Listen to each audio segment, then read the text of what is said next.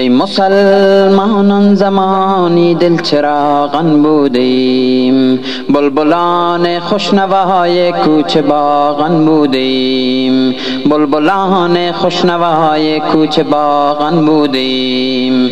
زندگی بر کام ما بود، از قفس نامی نبود، از شجاعت در جهان شمشیر بران بودیم، از شجاعت در جهان شمشیر بران بودیم.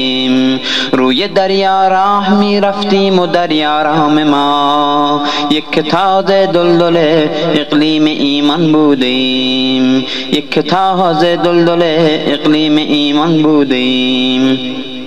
ای مسلمانان چرا مخور کافر گشتیم؟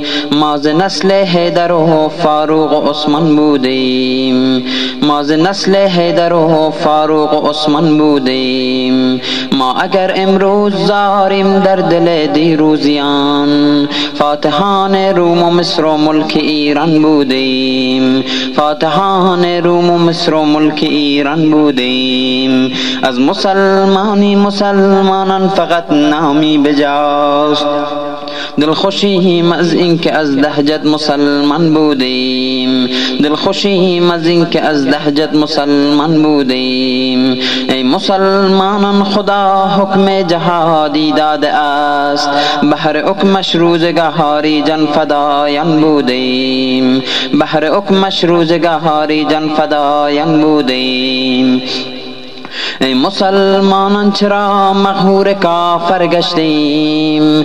ما ز نسل حیدر و فاروق و عثمان بودیم، ما ز نسل حیدر و فاروق و عثمان بودیم. ما اگر امروز زاریم در دل دیروزیان، فاتحان روم و مصر و ملک ایران بودیم، فاتحان روم و مصر و ملک ایران بودیم. از مسلمانان فقط نامی بجاست، دلخوشیم از اینکه از لهجت مسلمان بودیم، دلخوشیم از اینکه از لهجت مسلمان بودیم. ای مسلمانان خدا حکم جهادی داده است، بهر حکمش روزگاری جان فدایان بودیم، بهر حکمش روزگاری جان فدایان بودیم. از خدا خواهیم تا باز آردن عز قدیم، دیر بازی از برایش دیده گریان بودیم. از خدا خواهیم تا باز آردن از قدیم، دیر بازی از برهایش دیده گریان بودیم، دیر بازی از برهایش دیده گریان بودیم.